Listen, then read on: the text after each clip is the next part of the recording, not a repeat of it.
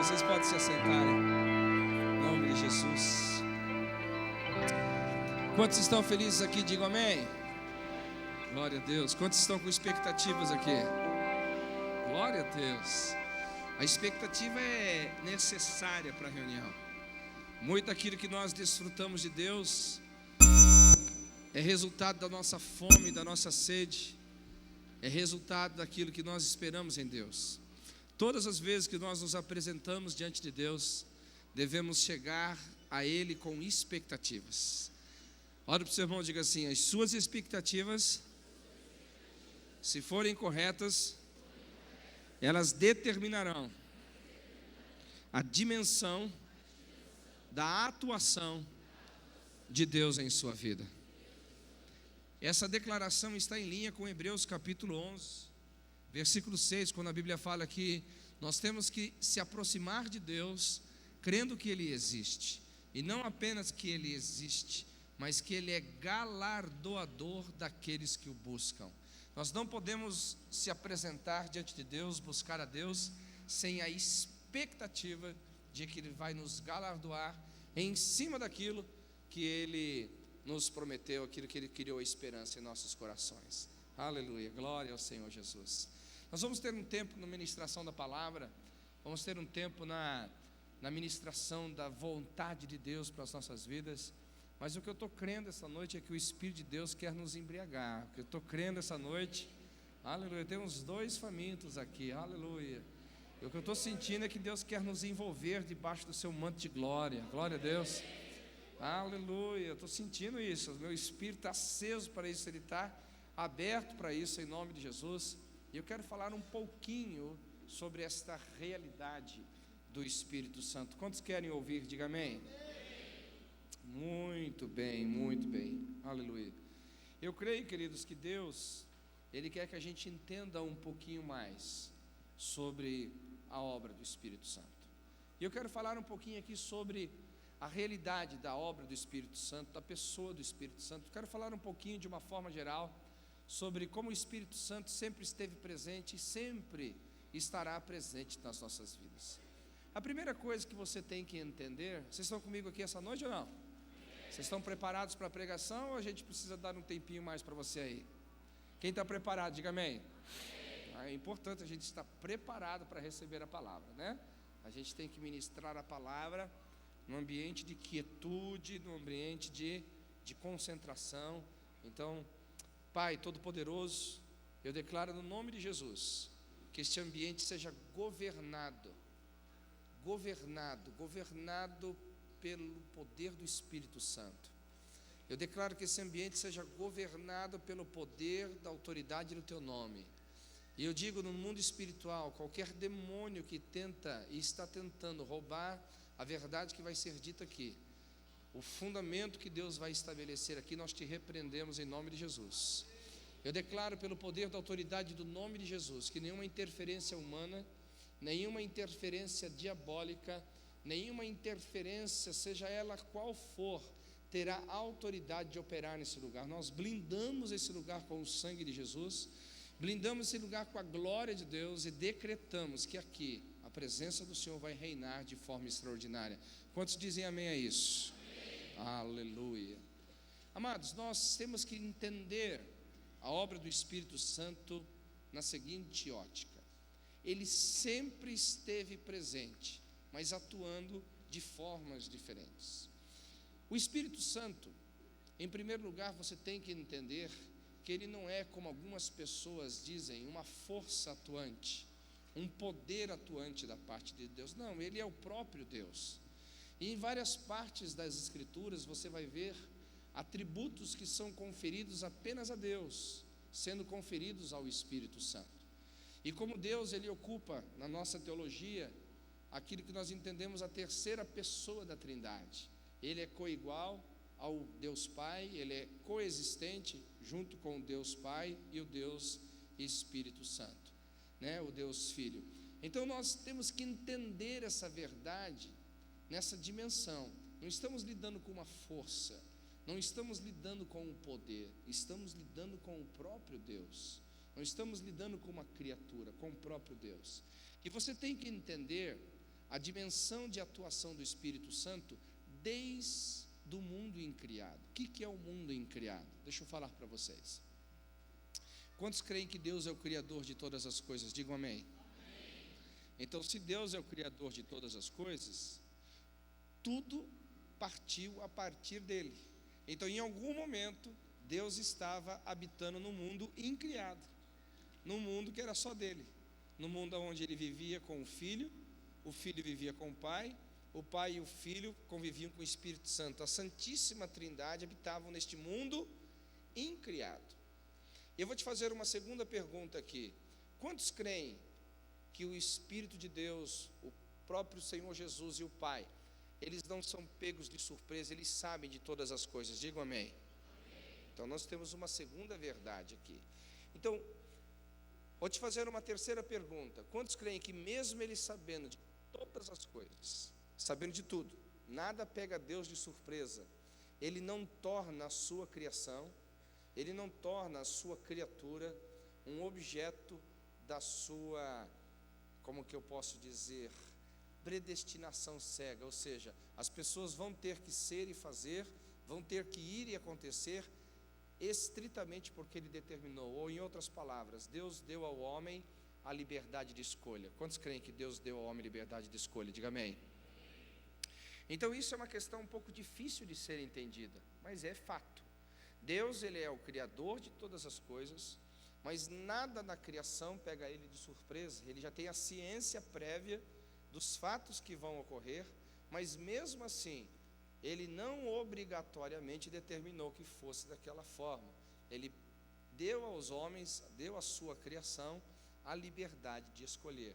Agora, até temos como explicar isso. Como é que Deus sabe as coisas antes delas acontecerem, mesmo que ele não determinou que fosse daquela forma? Pastor, me explica isso. Numa outra ocasião eu venho aqui para falar sobre isso, amém? Que nós vamos ter que entrar aí na soberania e na onisciência de Deus. Mas o conversa aqui é sobre o Espírito Santo. Aonde eu quero chegar com isso? Bem, Deus, quando criou a humanidade, ele criou a humanidade à sua imagem, à sua semelhança. Agora, antes de tudo isso, você tem que entender Deus. Ele estava no seu mundo incriado, então ele criou o universo. Dentro do universo ele criou, no nosso contexto, a Via Láctea. Dentro da Via Láctea ele criou o sistema solar. Dentro do sistema solar ele criou a Terra.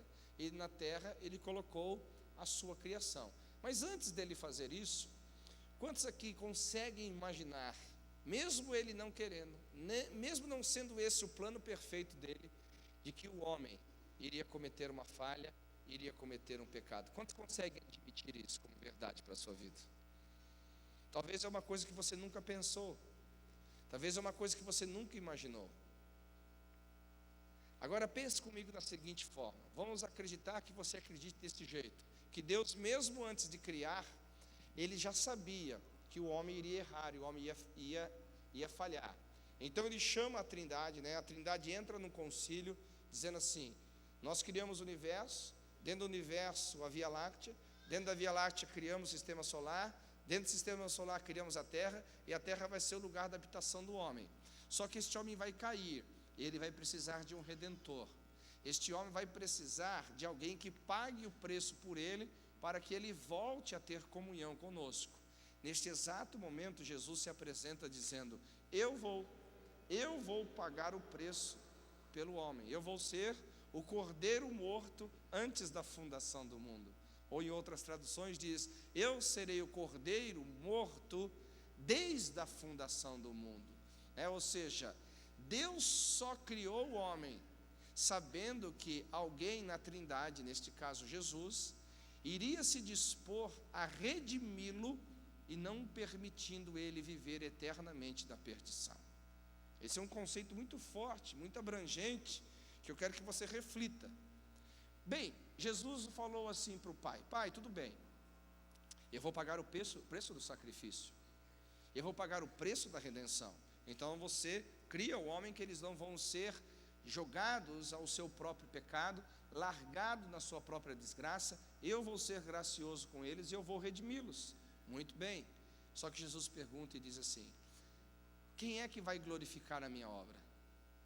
Quem é que vai conduzir os homens ao entendimento daquilo que eu fiz por eles? Quem é que vai ensinar eles sobre o valor do sangue derramado? Quem é que vai ensinar eles sobre o que é redenção? Quem é que vai ensinar eles o que é justificação?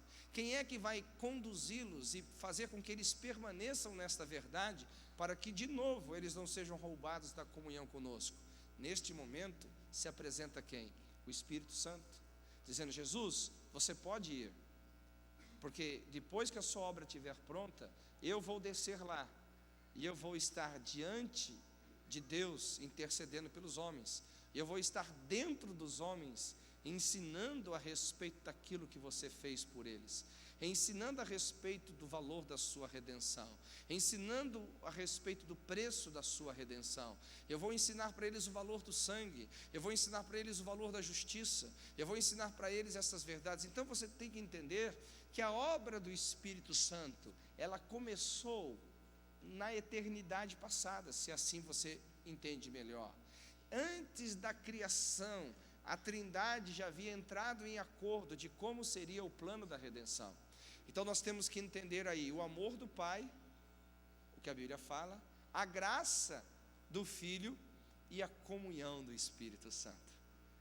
Quando você está falando dessas verdades sobre o amor do Pai, aquele que não nos criou como para sermos derrotados, a graça do Filho, aquele que veio e nos redimiu dos nossos pecados, e a comunhão do Espírito, aquele que está conosco, nos fazendo voltar e estar em relacionamento com Deus, já era uma proposta desde a eternidade passada.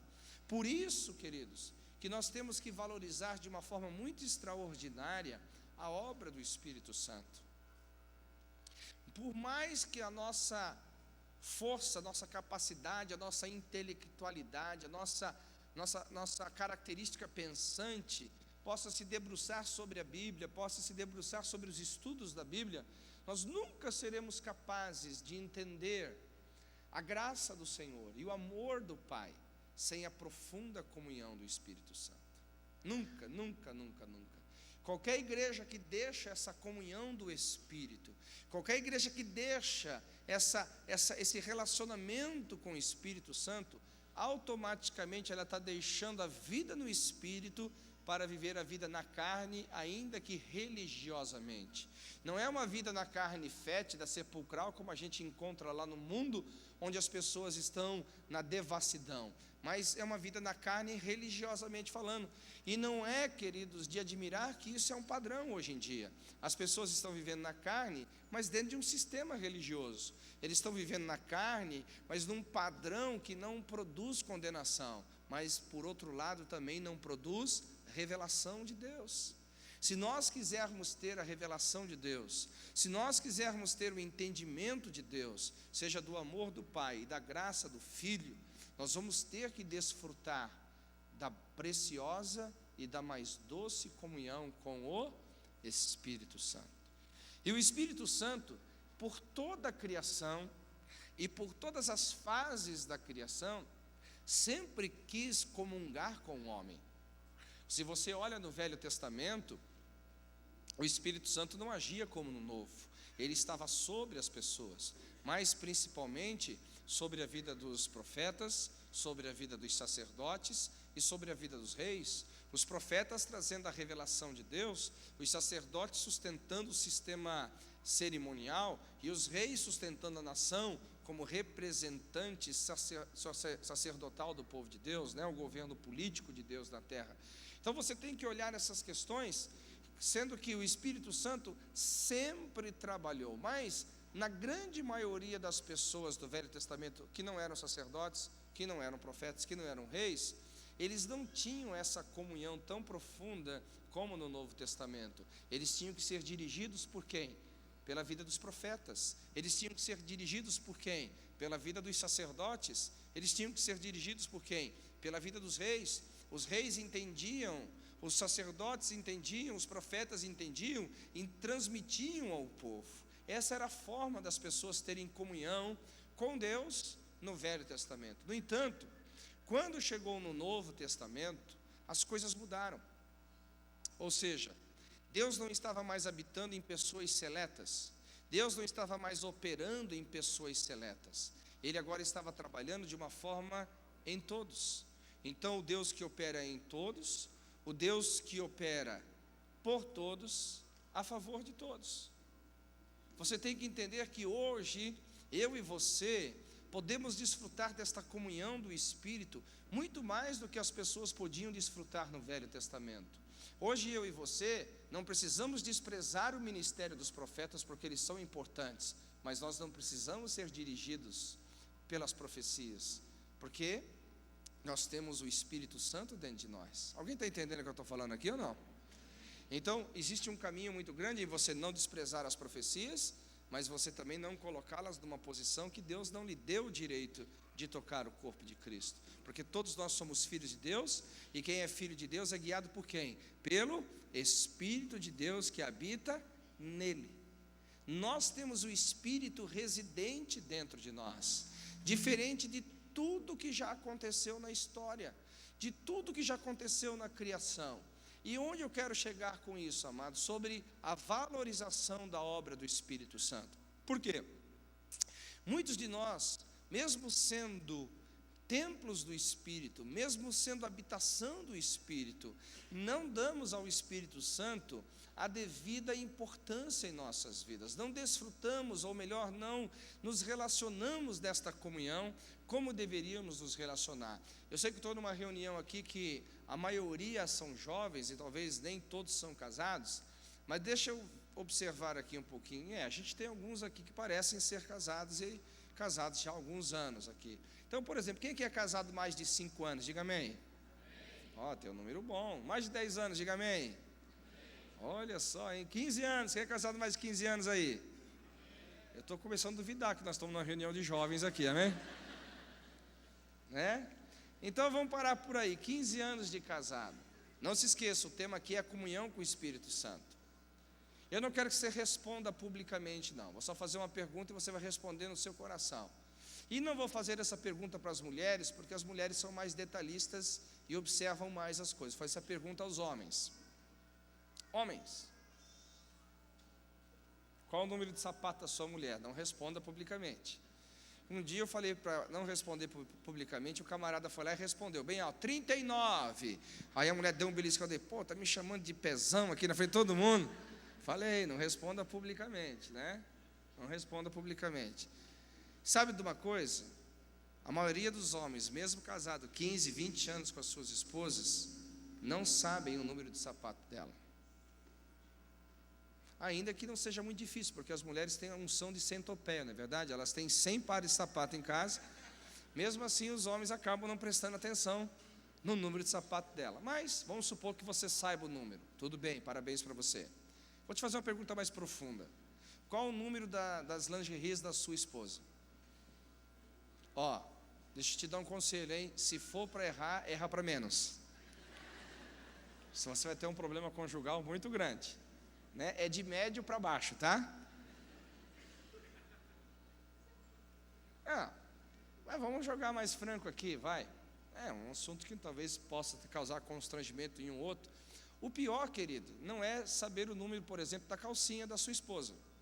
O problema é saber o número do sutiã.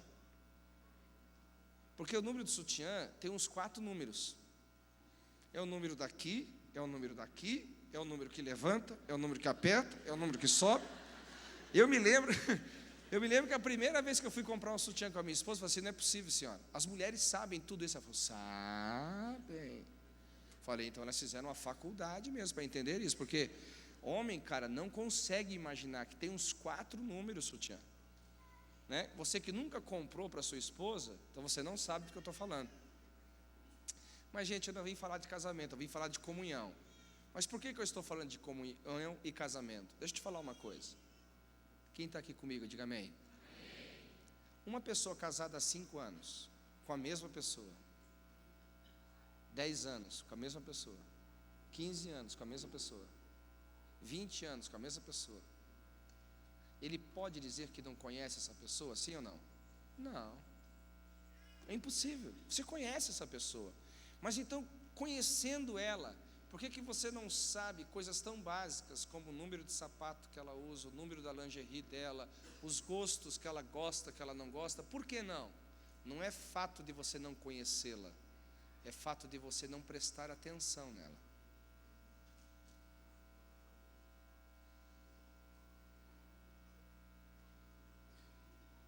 Agora, isso não é sinal que você não a ame, você ama ela. Não é sinal que você não gosta, você gosta dela. Não é sinal que você não a conheça, você a conhece, só que você não presta atenção nos detalhes. Pastor, mas o que isso tem a ver com o Espírito Santo? Deixa eu te explicar. No Velho Testamento, as pessoas, elas eram dirigidas pelos reis, pelos profetas e pelos sacerdotes, porque o Espírito Santo não habitava dentro delas. Mas hoje, na nova aliança, o Espírito que atuou desde o mundo incriado habita dentro da pessoa que é nascida de novo. E aqui eu vou te responder com mais algumas perguntas. Quem nasceu de novo, diga amém. Amém. Quem nasceu de novo há mais de 5 anos, diga amém. Amém. Quem nasceu de novo há mais de 10 anos, diga amém. Amém. Quem nasceu de novo há mais de 15 anos, diga amém. Amém. Quem nasceu de novo há mais de 20 anos, diga amém. Amém.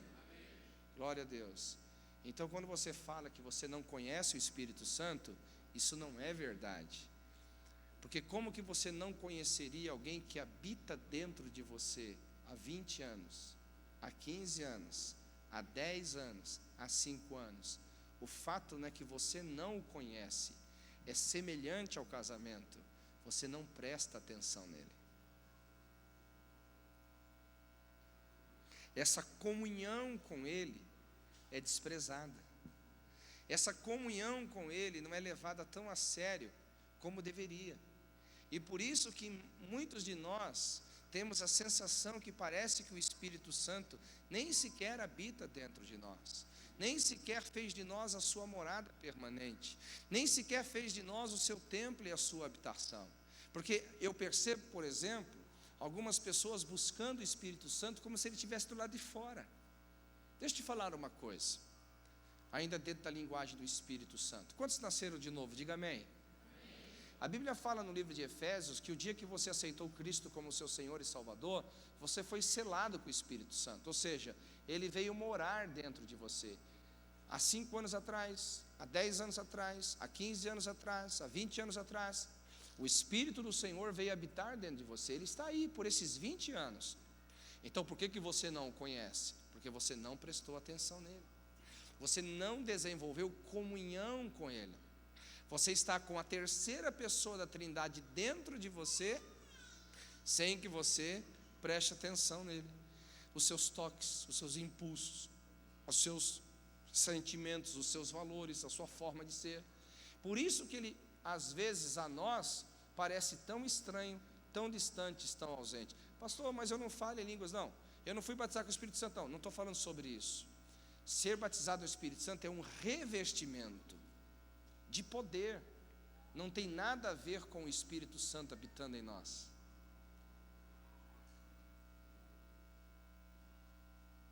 Todos nós que nascemos de novo, podemos ter comunhão com o Espírito Santo. Logicamente que com o batismo com o Espírito Santo, tendo ele a evidência em línguas estranhas, essa comunhão fica mais forte, essa comunhão fica mais intensa. Mas uma coisa é uma coisa e outra coisa é outra coisa. Nós temos que aprender a crescer nisso. Nós temos que aprender a valorizar isso, que desde o mundo incriado, Deus já manifestou o processo de como seria essa regeneração, esse cuidado, esse resgate da humanidade. E hoje em dia, mais do que nunca, queridos, nós temos que valorizar a obra do Espírito Santo. Ele está dentro de você. Você quando a gente fala assim, por exemplo, o Espírito Santo vem, eu não estou dizendo que esteja errado. No fundo, nós estamos querendo dizer assim, Espírito Santo, se manifeste. Porque o Espírito Santo não está no céu, o Espírito Santo está dentro de você agora. O Espírito Santo não está fora, o Espírito Santo está dentro de você agora. O Espírito Santo não está vagando por aí, você é templo, você é morada dele. Então o que nós temos que aprender nos cultos? O que nós temos que aprender na vida familiar? O que nós temos que aprender na vida pessoal? Nós temos que aprender a ter comunhão com esse ser, a terceira pessoa da Trindade, que está conosco todos os dias, que está conosco todos os momentos. e que Ele pode falar conosco da forma mais simples e da forma mais comum que você possa imaginar. Agora, tudo isso vai acontecer de que forma? A partir do conceito que eu estou tentando traduzir para vocês desde o início da mensagem: comunhão, comunhão, comunhão, comunhão. Ter comunhão com o Espírito Santo. Não podemos ser como aqueles que, casados há 20 anos, apenas dividimos a mesma casa e não conhecemos tão bem um ao outro, porque não nos dedicamos a conhecer o nosso próximo. Uma das coisas que tem me assustado demais na igreja, eu digo na igreja, o corpo de Cristo militante, é que realmente nós temos pessoas há 20 anos dentro da igreja, nós temos pessoas há 15 anos, 10 anos dentro da igreja, que ainda não aprenderam a desenvolver comunhão com o Espírito Santo, que não aprenderam a ouvir o Espírito Santo, que não aprenderam a ser dirigidos pelo Espírito Santo. Agora, eu afirmo dizendo, não é porque o Espírito Santo esteja fora, não é porque ele esteja distante, não, é porque ele está sendo desprezado. A comunhão com o Espírito está sendo o quê? Desprezada. Nós não valorizamos aquilo que sempre foi valorizado. Deixa eu te explicar um pouquinho melhor sobre valorização do Espírito Santo. Você está comigo aqui ou não? Você já entendeu comigo que desde a eternidade passada, o Espírito Santo já foi valorizado? Glória a Deus, comigo ou não?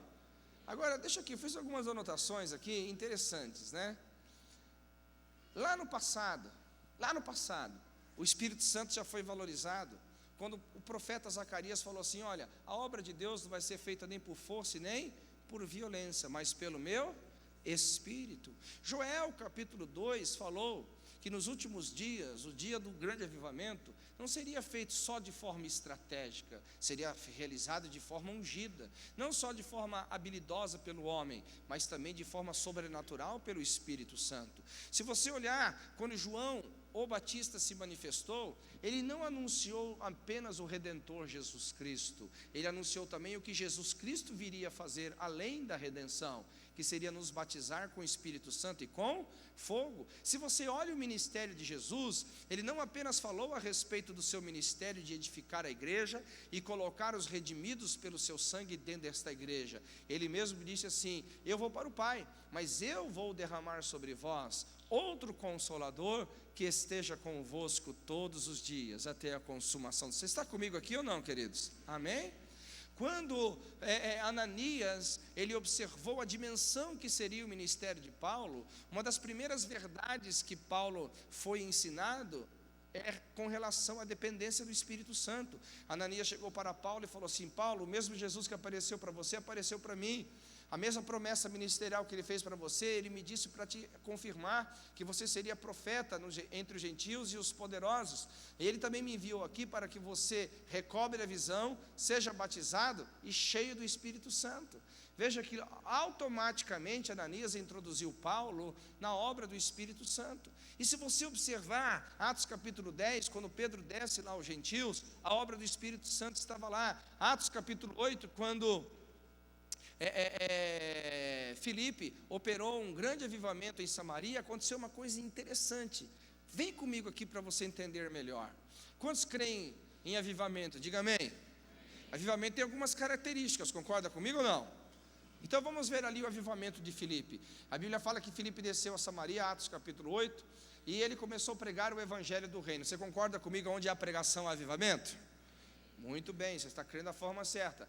A Bíblia fala que pela pregação as pessoas eram libertas dos demônios. Você crê que a libertação de demônios é uma característica de avivamento? A Bíblia fala que na pregação de Filipe, além dele pregar, expulsar os demônios, ele curava os enfermos. Você crê que a manifestação de cura é um sinônimo de avivamento também? Aleluia, glória a Deus. E a Bíblia fala como resposta a tudo isso, as pessoas eram o quê? Batizadas. Irmãos, eu acho que é um avivamento. Palavra sendo pregada, demônios sendo expulsos, corpo sendo curado, as boas novas sendo anunciadas, as pessoas sendo batizadas, vivendo de vida de comunidade. Isso é tudo de bom, é o que nós queremos numa cidade, amém? Agora, olha a mentalidade apostólica de Pedro e João, quando eles ouviram o relato que estava acontecendo em Samaria. Não está faltando alguma coisa, João? Mas está faltando alguma coisa, Pedro? Está faltando alguma coisa.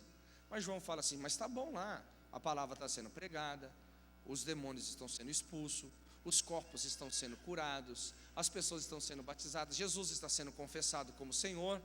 Mas uma coisa importantíssima também não está acontecendo, ou seja, nós não temos o relato que nenhum deles recebeu o Espírito Santo ainda.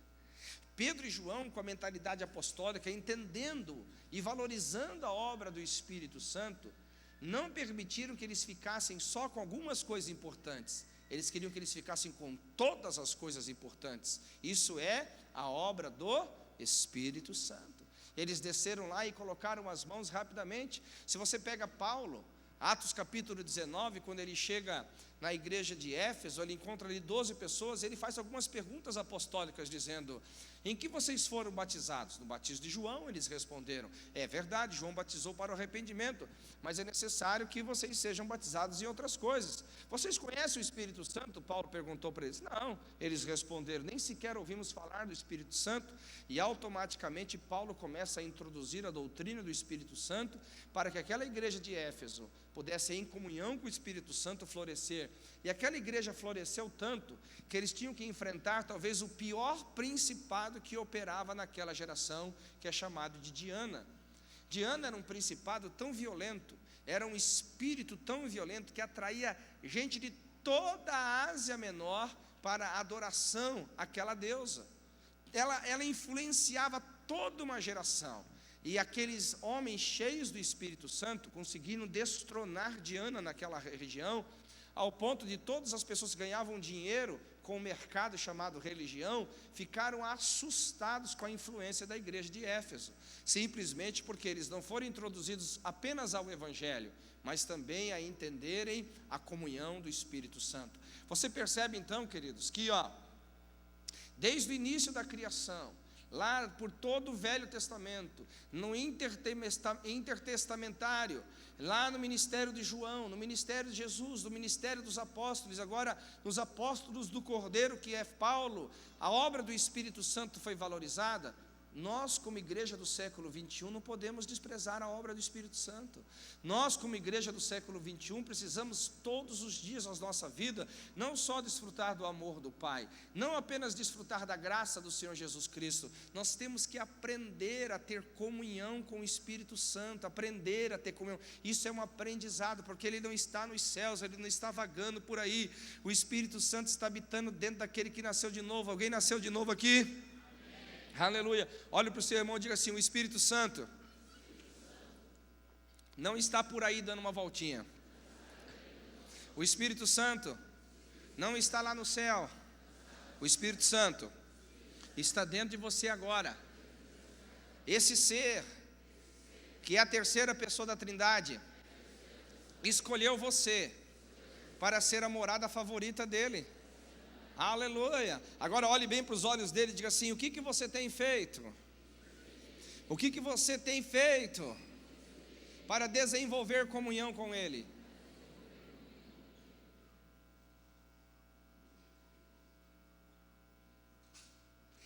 Eu diria que não é um pecado, mas é uma negligência.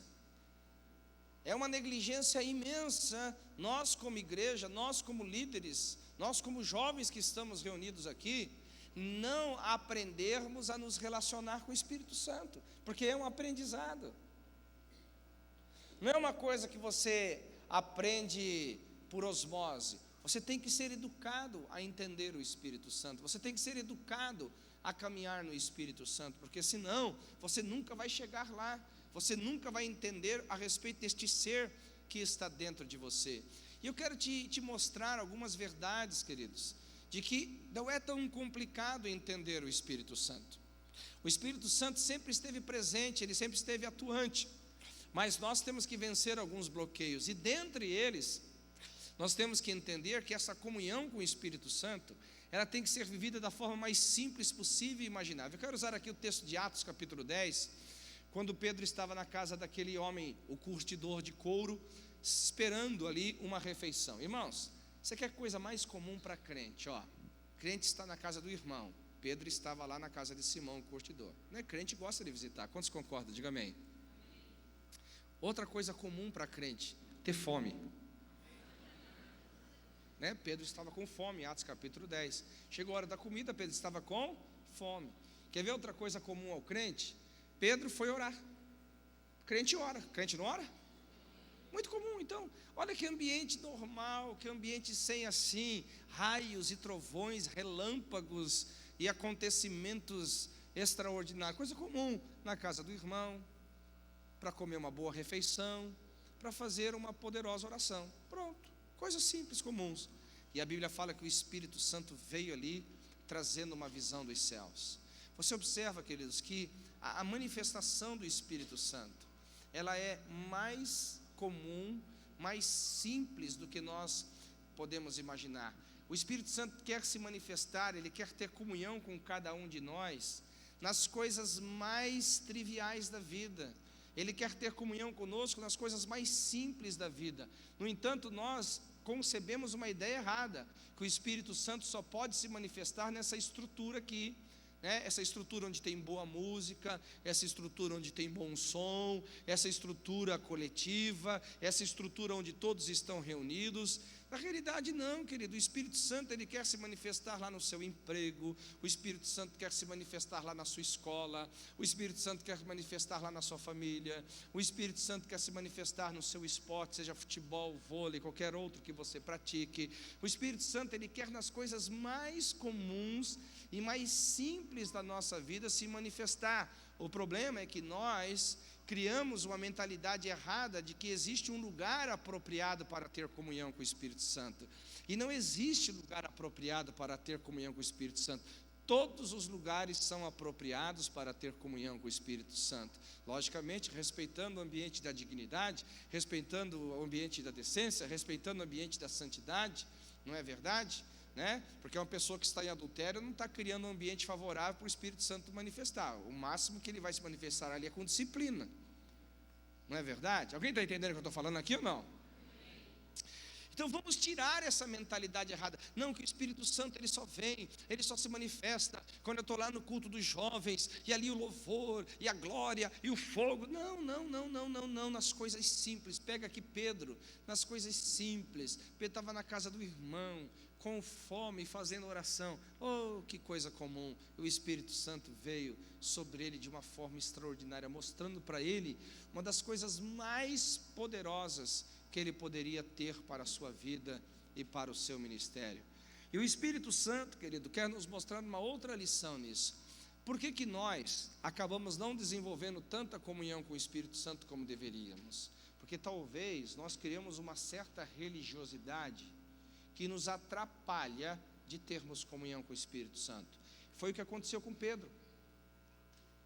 Pedro, você percebe que o Espírito Santo queria trabalhar com ele por intermédio da visão, ampliando o seu foco ministerial, ampliando, melhor dizendo, a sua influência ministerial, que ele não iria atuar só em Jerusalém, mas também atuaria no meio dos gentios. Mas ele falou assim: não, Senhor, de forma nenhuma.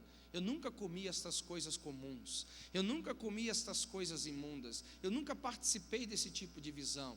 E uma das coisas que eu tenho observado ao longo da minha caminhada, querido, é o seguinte: é que as pessoas receberam na sua caminhada cristã, não que eu considere fundamentos, eles receberam travas. Algumas pessoas receberam travas e não fundamentos. Eu vou repetir pela terceira vez. Algumas pessoas, pelo ambiente religioso que viveram, receberam travas e não fundamentos. No caso de Pedro, ele estava com travas. O Espírito Santo queria fazer, o Espírito Santo queria se manifestar, o Espírito Santo queria realizar algo extraordinário, mas ele dizia: não, Senhor, de forma nenhuma, eu nunca comi coisa comum, e o Espírito Santo dizendo lá pela visão: não considere comum que eu santifiquei, Pedro. Não, você não está recebendo uma visão humana, nem religiosa, você está recebendo uma visão celestial. Como eu tenho visto gente cheio de travas religiosas em relação ao Espírito Santo. Eu me lembro uma vez, aleluia, que veio uma unção de riso na igreja. Eu gosto demais da unção de riso, aleluia. É gostoso quando você vê alguém rindo no Espírito Santo, e depois outros riem dele, aí a risada pega geral, aleluia. A gente não sabe quem está rindo no espírito, quem está rindo do espírito. Eu sei que é uma risada toda gostosa. Ou quem sabe não acontece aqui hoje à noite. Aleluia.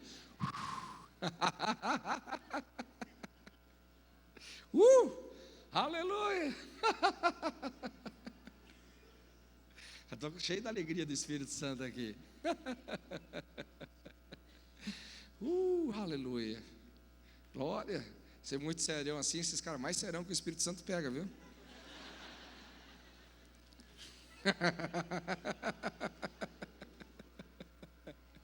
Estou falando sério, hein? Aleluia.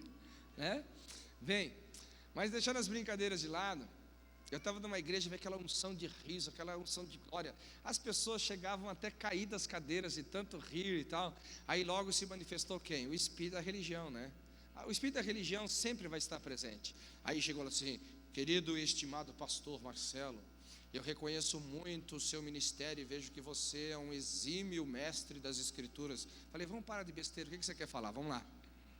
Quando o cara começa com esses elogios, você sabe que tem mais ali na frente. Mais. Eu falei, o que é o seu mais? Assim, mais, pastor Marcelo, eu não consigo entender essas coisas de ficar rindo na igreja e tal.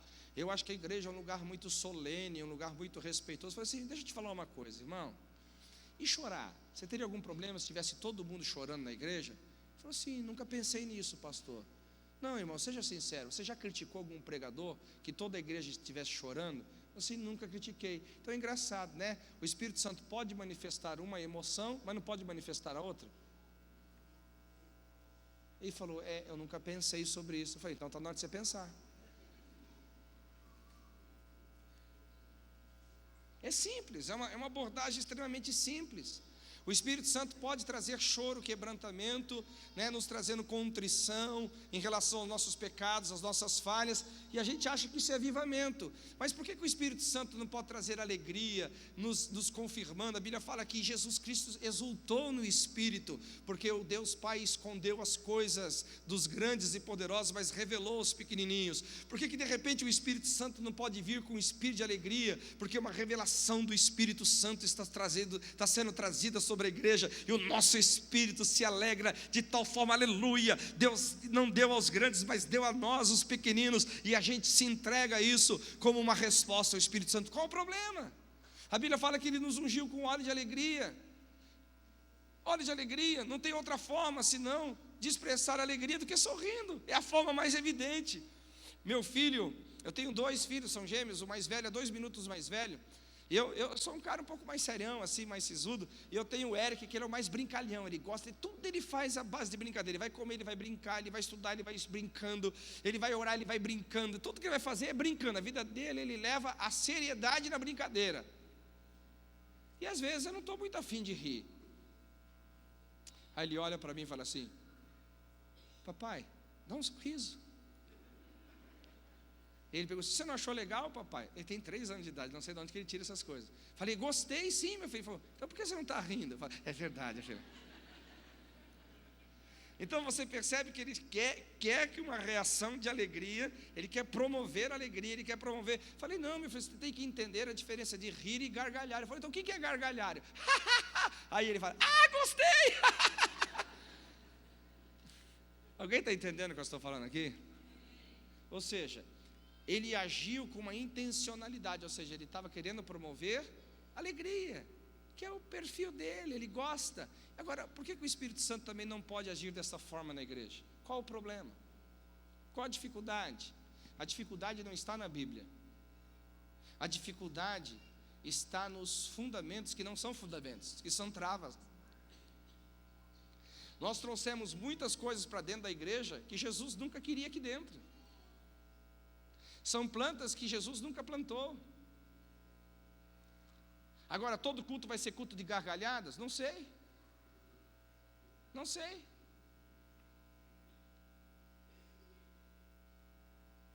Eu me lembro de um testemunho de um amigo meu, que ele estava pregando, ele ficou invocado, pastor José Roberto. Espero que essa unção nunca venha sobre a sua vida. Por que ele ficou invocado quando estava pregando? Porque quando ele estava pregando tinha um cara dormindo, mas pensa o cara dormindo mesmo, cara. para valer, mas assim, ó, para valer a pregação dele. Ele deixou para lá. Na outra semana o cara veio e dormiu para valer na pregação dele, deixou para lá. Na terceira semana o cara quase roncou dormindo na pregação dele. Ele falou: não aguento mais, esse cara está acabando com o meu ministério, o cara está acabando com a minha unção, estou me sentindo um desgraçado em cima do púlpito. E ele foi tirar satisfação com o cara, falou: não, pastor, pelo amor de Deus, não pense mal não. Na realidade, pastor, sabe por que eu venho nessa igreja? Porque é o seguinte, pastor, eu sou um cara que eu tenho uma doença raríssima e eu não consigo dormir.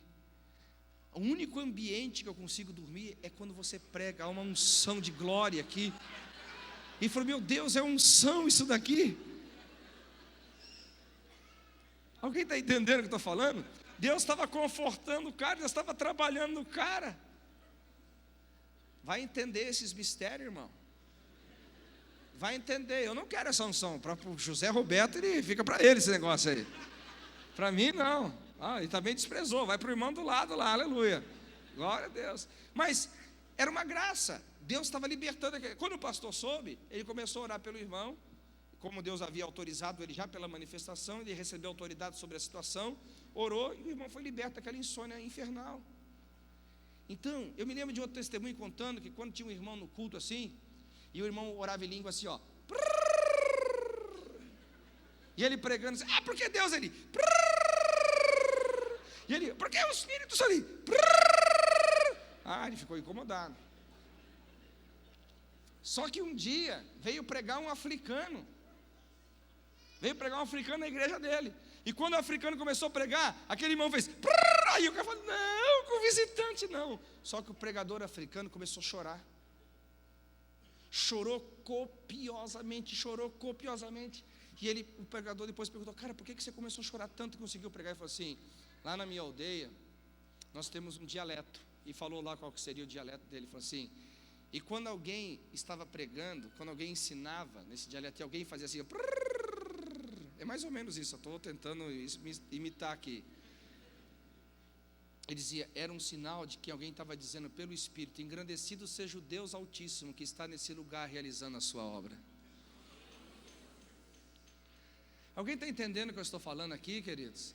A semelhança de Pedro, quando nós falamos sobre comunhão do Espírito Santo, nós temos que aprender a tirar algumas travas, nós temos que aprender a tirar alguns preconceitos, nós temos que aprender a romper com isso, porque isso atrapalha. Como atrapalhou Pedro, atrapalha nós. Como atrapalhou Pedro, atrapalha nós. E eu vou te dizer que Pedro teve dificuldades imensas em relação a isso, de que mesmo o Espírito Santo trabalhando, depois insistindo com ele, com aqueles outros servos de Cornélio que bateram na porta, dizendo se ali estava um homem chamado por Pedro, lá na frente, no livro de Gálatas, você vai observar que quando Pedro estava comendo com os gentios, que era o fruto da revelação que ele havia recebido em Atos capítulo 10, a Bíblia fala que ele comia até que chegaram os da parte de Tiago, que eram judaizantes, e tinha uma certa dificuldade de entender o ministério aos gentios. Pedro então ele recua, e ele é dissimulado, e Pedro é exortado publicamente por Paulo, dizendo: como que você, sendo judeu,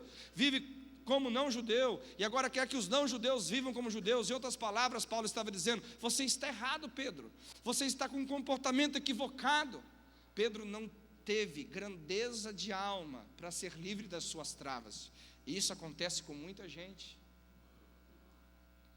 Tem gente que não tem grandeza de alma, estão cheias de preconceitos que não são fundamentos, são simplesmente travas espirituais, travas que não elevam ela, pelo contrário, que impedem elas de crescerem e de avançarem em Deus. Nós temos que ser livres disso. A comunhão com o Espírito faz com que essas travas sejam tiradas, sejam arrancadas. Eu me lembro uma vez que eu estava discipulando um rapaz, e eu havia ganho esse cara, ele veio da feitiçaria. Alguém já ganhou um feiticeiro para Jesus aqui, irmãos? Pensa uma coisa: ganhar um feiticeiro para Jesus é difícil, mas quer uma coisa mais difícil? É você libertar o feiticeiro. Agora, você quer outra coisa mais difícil ainda? É você consolidar esse feiticeiro. Então, o que aconteceu comigo com esse cara que trabalha com a feitiçaria? Só para vocês entenderem o nível de feitiçaria dele. Toda sexta-feira ele violava os túmulos e comia os defuntos, como, é isso mesmo, ainda bem que na nossa igreja a gente não praticava ósculo santo. né? E nem tomávamos chimarrão com ele. Alguém está aqui comigo? Diga amém. Mas deixa eu te explicar. A gente tentando discipular aquele camarada, ele dava um passo para frente e 3 para trás. A gente dava uma caminhada para ele, e ele voltava tudo para trás. Era terrível, irmãos, tem que ver. Que coisa horrível acontecia naquele. Eu fiz tudo que eu imaginava. Libertação 1, 2, 3, 4, 1001, 1050. Eu cheguei a todos os níveis mais profundos de libertação que você possa imaginar. Ensinei tudo que eu podia de vida cristã. Irmão, a coisa não avançava. Um dia, eu estou no culto. Pensa num culto do reteté, do pró, do fire. Irmão, era o culto, era o Pentecoste em glória. E aquele culto, Deus resolveu realmente descer lá. Falou assim, aqui é o meu ambiente, aleluia. Gostei dessa igreja aqui, vou ficar com eles aqui, aleluia. O negócio estava pegando mesmo, pegando mesmo. O pessoal orando em línguas e profetizando. E as pessoas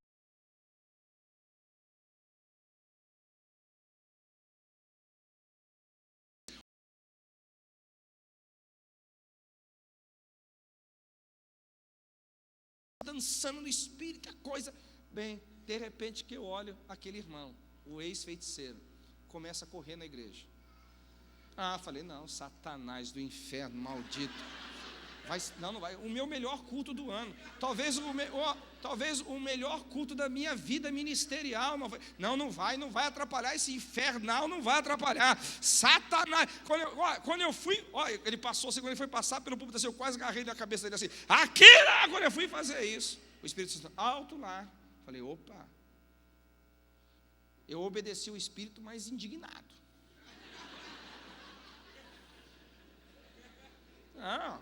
Não, correr na igreja, rir ainda eu concordo, mas correr não dá certo esse negócio. Virou pista de atletismo agora a igreja? Que história é essa, meu irmão? Exagerou, foi muito para a minha teologia aquele negócio lá. Forçou demais, me esticou muito por dentro, quase que rasgou. E ele começou a correr. Uma volta, 2 voltas, 3 voltas, 4 voltas. Vai cansar o infeliz, vai cansar. Não vai aguentar, porque eu sei que ele não tem preparo físico. 10 voltas, 15 voltas. Vai, não vai mesmo, está endemoniado, bicho. O demônio está dando força para ele correr tanto assim. E a minha cabeça cheia de turbilhão assim. Mas graças a Deus, irmãos, eu aprendi a me resignar no espírito. Não falei mal, só pensei mal. É um nível mais santo de pecar. Lógico. Tem níveis de pecado, irmão. Esse aí é um nível mais santo de pecado. Você peca, mas não é tão pecado assim, entendeu? Porque quando você peca pensando, você peca para você. Porque quando você peca falando, você contamina os outros, entendeu? Tem níveis, mas tudo bem, não vem ao caso aqui. Guardei comigo aquilo e tal. Passou uma semana, passou 15 dias. Aí eu não aguentei, falei, irmão, me explica aquele negócio lá. Que negócio, pastor? Que negócio, cara, de você correr na igreja? Que história foi aquilo? Pastor, eu tinha que te falar sobre isso. Falei, o que foi, irmão? Diga para aqui. Irmão, pastor, você conhece a minha história, não conhece? Falei, sei. Sabe que eu fui feiticeiro desde a barriga da minha mãe, não sabe? Sei. Pastor, aquele dia, naquele culto de fogo, de glória, entrou algo dentro de mim que eu sabia que era a vida de Deus. E eu me senti liberto como eu nunca tinha me sentido antes na vida. E a única forma que eu tinha que expressar, a única forma que eu tinha de louvar a Deus, era como que eu, para mim, estava correndo num campo verdejante, que eu voava no céu, nos braços do Pai. Eu corria. Deixa eu te falar uma coisa, pastor. De lá para cá, essas últimas 2, 3 semanas, a minha vida está assim, a minha vida está assim. Melhorou 100% em todas as áreas. Irmão, o que eu fiz? Chorei arrependido. Falei, irmão, você não quer orar por mim? Falei, ora por mim, irmão. Ele falou assim, porque eu estou muito incrédulo, estou muito religioso. Irmão, eu pensei que era o diabo que tinha possuído você. Não, pastor, Deus me livre, foi Deus. Eu não. Falei, me perdoa, irmão, me perdoa. Pensei mal de você, eu quase te excluí da igreja aquele dia. Entendeu? Eu não queria esse tipo de comportamento da minha igreja, não, esse negócio não. Então, queridos, eu estou só ilustrando algumas coisas aqui. Eu me lembro de um pastor, Deus já me usou muito sobre esse negócio de dente de ouro. né? Eu creio que esse anjo está passando aqui de novo hoje, aleluia. Mas não vai vender o dente, hein? Fica com o dente aí na boca aí. Se tiver, aleluia, com dívida, faça outra forma de pagar a sua dívida. Não vende o dente de ouro. Recebe aí em nome de Jesus, amém? Mas eu me lembro que foi uma unção que Deus derramou sobre a minha vida. Quase todos os lugares que eu ia, dente de ouro se manifestava. Vários dentes de ouro, mas vários. Tenho fotos, né? Nem sei, precisa até achar essas fotos, então vou colocar no site lá. Lindos, os dentes de ouro, lindos, maravilhosos. Eu só falei, Deus, por favor, nunca me dê um dente de ouro aqui na frente aqui. Eu vou pintar, Deus, se você me der, eu pinto. Eu vou pôr aqui uma porcelana, não vou ficar com esse treco aqui. Quer me dar lá no fundo, aí em cima, assim, lá, entendeu? Mas na frente eu não vou aceitar. Irmão, eu já vi dente de ouro nascer em dentadura. Eu já vi. Um dia o cara falou assim, pastor, dá uma olhada aqui, arrancou assim. Eu não sei se eu me alegrava, se eu me enojava. A dentadura do cara toda folhada, parecia que tinha uma placa de ouro assim. Falei, irmão, pensa numa dentadura que vale uma grana ali. O pastor está sempre pensando no dinheiro também, né? Mas, onde eu quero chegar? Olha a trava religiosa. Estava na cidade de São José do Rio Preto nesse momento. Aí o pastor de uma igreja que me conhecia, tinha que ser o Jamal mesmo, com essas novidades loucas dele. Agora ele está com a unção da odontologia, o anjo dentista passando na igreja, e foi me desprezando, e foi me desprezando, e foi me desprezando.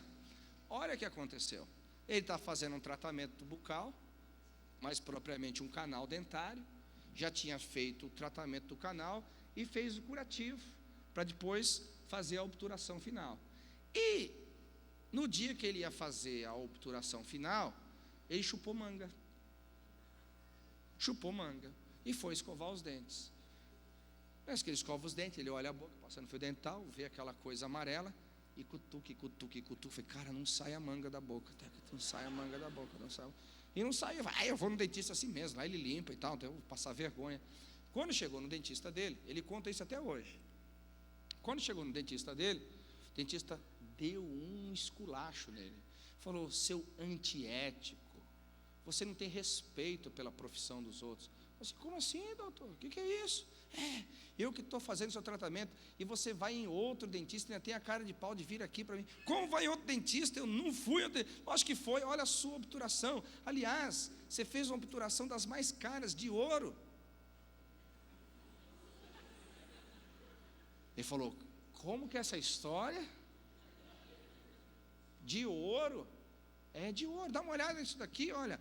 E aí a dentista lá, era uma mulher, começou a admirar a forma, o material, a coisa que foi criada.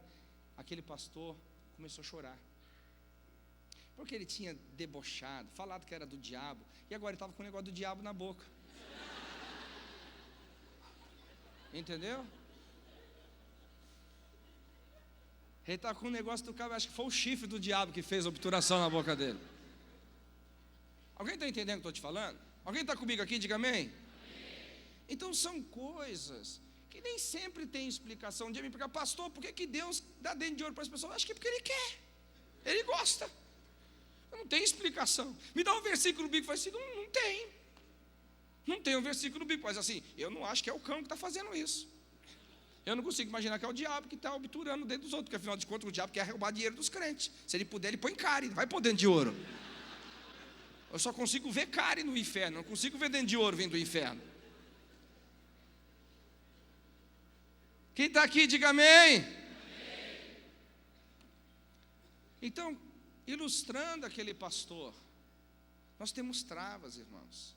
Essas travas podem ser religiosas, essas travas podem ser sociais, familiares, vários preconceitos que às vezes vão nos atrapalhar no quê? De desfrutarmos da comunhão com o Espírito Santo, aquilo que Deus quer produzir em nós, aquilo que Deus quer produzir através de nós, e acabamos que a gente não consegue crescer em Deus e avançar em Deus por causa disso.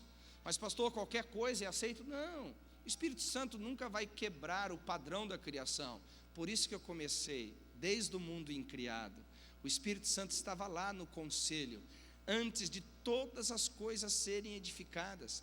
Tudo que foi criado, tudo que foi feito também com o consentimento dele. Ele tem a planta da criação, ele sabe onde começou, ele sabe por onde vai caminhar e aonde vai dar, e ele é o maior responsável para isso dar certo. Então ele nunca vai contrário ao Criador, ele nunca vai contrário à doutrina, ele nunca vai contrário à palavra de Deus. Nós não precisamos ter medo do Espírito Santo, não precisamos ter medo do Espírito Santo. Você está comigo aqui essa noite, queridos? Aliás, esses dias eu estava numa igreja, vocês vão acabar descobrindo qual que é a denominação, mas eu não vou falar, fica por conta de vocês, né? E ele estava me criticando, esse negócio de cair, de ficar embriagado, de ir para casa carregado. Eu falei, isso aí é tudo bobagem. Eu falei assim, cara, é bobagem. Deixa eu te explicar uma coisa. Pega aqui a biografia do seu ministério. O seu ministério, ele existiu no Brasil desde 1910. E em 1910, quando o seu ministério começou a vir ao Brasil, e depois pegou no Brasil inteiro, você tem os relatos aqui da própria biografia do seu ministério. Os cultos eram de que forma? As pessoas eram batizadas do Espírito Santo e caíam ao chão e tinham que ser carregadas para casa. Está escrito na própria biografia do seu ministério.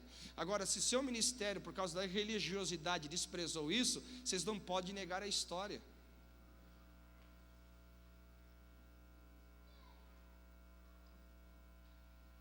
Tem alguém comigo aqui ou não? Algumas travas vão entrando em nós, alguns bloqueios vão entrando em nós, e isso vai nos atrapalhando de termos comunhão com o Espírito. Agora, por que eu estou falando sobre a obra do Espírito? Porque você não vai ter comunhão com a pessoa do Espírito. Preste atenção no que vocês vão ouvir agora, preste atenção. Vocês não vão ter comunhão com a pessoa do Espírito se você também não concordar com a missão do Espírito. Nós queremos ter comunhão com o Espírito e ter a nossa própria forma de fazer a missão. Não, a missão é dele, nós só somos instrumentos. A forma de agir é dele, nós só somos instrumentos. Nós não podemos pegar a pessoa do Espírito Santo e fazer a missão do nosso jeito. Nós não podemos pegar a pessoa do Espírito Santo, querer comunhão com ela e realizar a obra de Deus do nosso jeito. A obra de Deus é feita pelo Espírito, não é por nós não, queridos. Você é só um instrumento, você é só uma voz que fala, você é só uma mão que estende, você é só um braço que abraça, você é só um mestre que ensina, mas quem faz a obra é o Espírito Santo. O homem não tem poder para mudar o homem não tem poder para convencer o homem não tem poder para convencer o homem. Quem faz isso é o Espírito Santo. Não pensa você que há em você mesmo justiça própria para isso. Não pense que em você mesmo há capacidade humana para isso. Não. Quem faz a obra é o Espírito Santo, do jeito dele, da forma dele e como ele bem entender que deve manifestar. E a nós, como igreja de Cristo, apaixonados por ele e pela obra do Senhor, não podemos nos envergonhar da forma que ele quer agir. Se é para chorar, iremos chorar. Se é para pular, vamos pular. Se é para rir, vamos rir. Se é para dançar, vamos dançar. Se é para ficar quietos debaixo de uma influência de um ensino bíblico, vamos ficar. Não importa o estereótipo, o que importa é que o Espírito de Deus tem liberdade, é que o Espírito de Deus é desejado, é que o Espírito de Deus é valorizado. Nós amamos a sua forma de agir. Aleluia!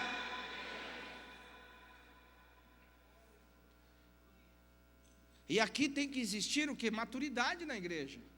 Porque mesmo num grupo como o nosso, o Espírito Santo pode agir de várias formas. E aí nós também temos o outro preconceito, que é o preconceito da formatação.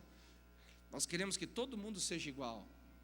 Eu estou pouco lá ligando se você vai cair, se você vai pular, se você vai chorar, se você vai correr, se você vai voar. Voar, eu nunca vi ninguém voar, aleluia. Quem sabe a gente vê alguém voando hoje aqui, né? Eu nunca vi ninguém voar, mas cair já vi, correr já vi, chorar já vi, rir já vi gente emagrecer. A mulher quase ficou nua num culto meu um dia, aleluia. Essa unção poderosa, hein? Oh, glória! Eu estou pregando, de repente a mulher, ela agarrou assim, pastor, me ajuda. Quando eu olhei assim, ela tinha perdido uns 30 quilos. Aí começaram a fazer o culto de emagrecimento, mas não funcionava.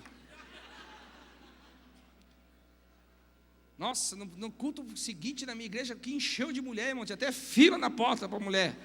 Porque mulher você pode perceber, ela sempre tem um meio quilo para emagrecer. Ela é um pau de virar tripa. O que você precisa? Emagrecer meio quilo. E eu descobri qual foi a tentação de Eva. Eva chegou assim, o diabo chegou para Eva assim, Eva, come desse fruto que você vai ganhar uma Ferrari. Ela falou assim, não me interessa a Ferrari. Não, Eva, come desse fruto aqui que eu vou te dar todas as riquezas do mundo. Eu falei assim, não me interessa toda a riqueza do mundo. Aí o diabo ficou assim, coçou o chifre. Como que eu vou tentar essa mulher? Ela falou, já sei. Eva, deixa eu te contar uma coisa, Eva. Está vendo esse fruto? Sim, estou vendo, diabo. Ele emagrece.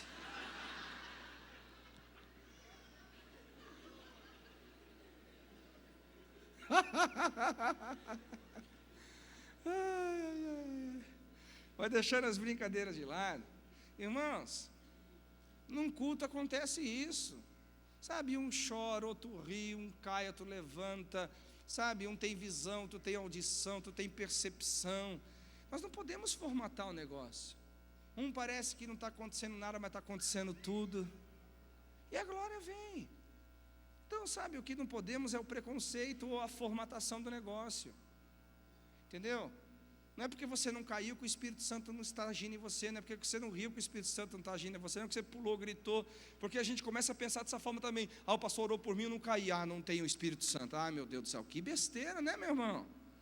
O pastor orou por mim, não me deu uma profecia, Deus não me ama. Pelo amor do Senhor, você tem 66 livros de profecia, se Deus não falou com você até hoje, vai falar nem na eternidade.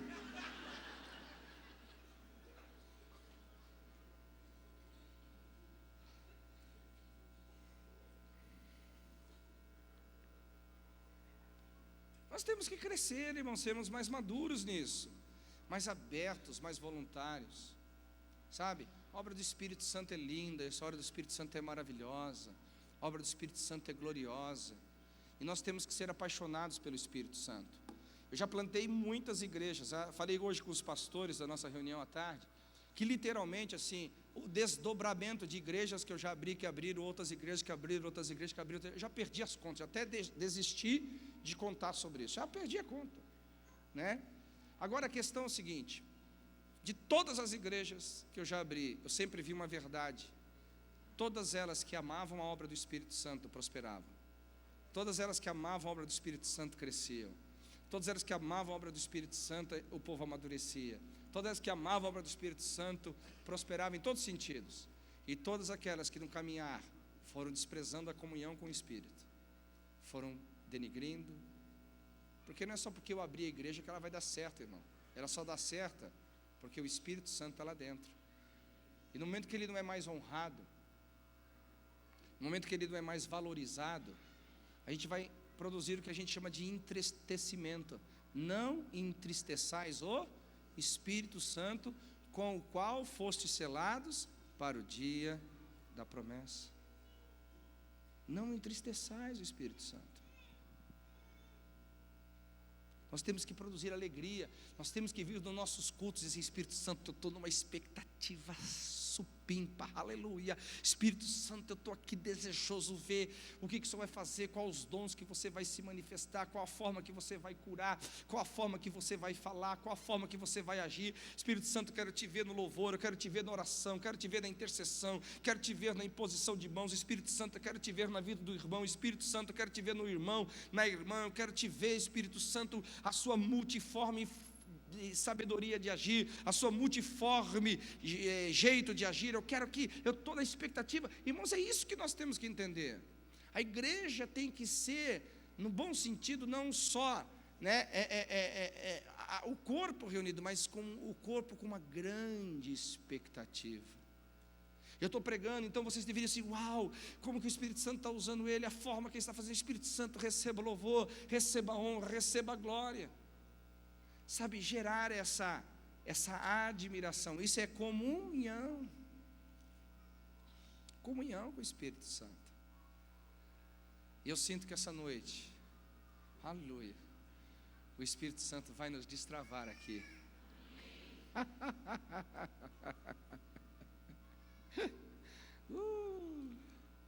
Eu sinto que o Espírito Santo vai fazer algumas coisas bem malucas aqui hoje, aleluia.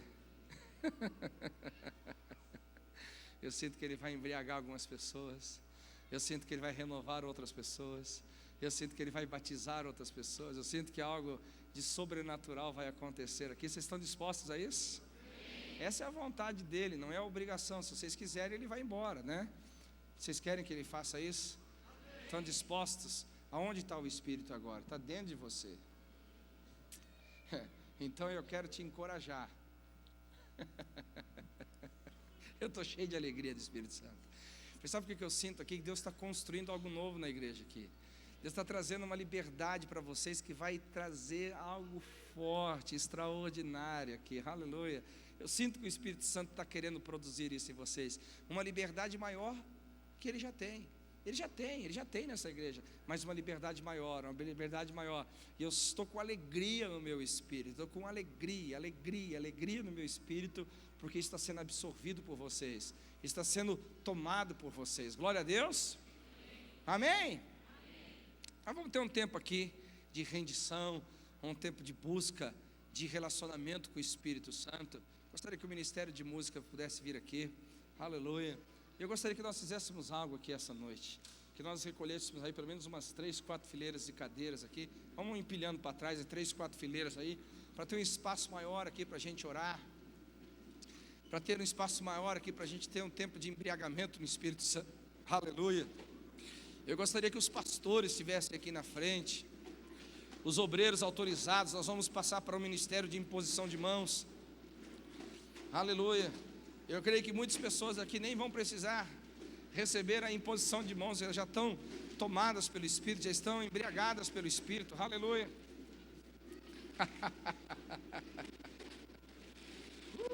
Aleluia. Ô Rafael, me dá aqui as saquetas que eu ponho aqui. A sua também.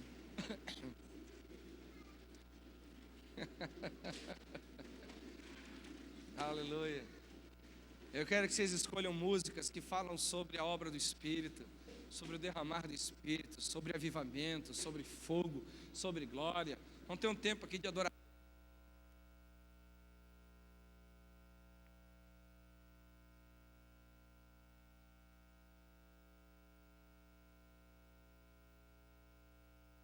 Santo. Opa, agora foi.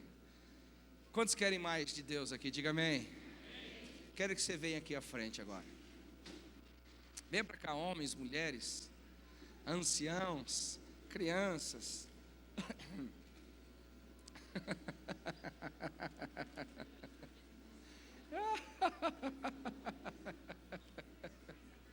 Meu Deus, que alegria.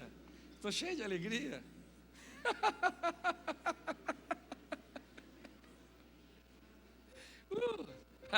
Estou cheio de alegria, Rafael. Oh, algo de Deus está sendo feito aqui, glória a Deus, aleluia. Glória, aleluia, aleluia, aleluia.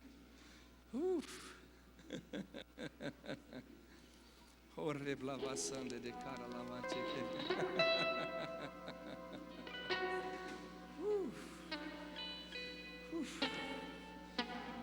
A Bíblia fala assim: enchei-vos do Espírito. Enchei-vos do Espírito. Mais forte, diga: enchei-vos do Espírito. Olha para os irmãos e diga assim: essa palavra está no imperativo.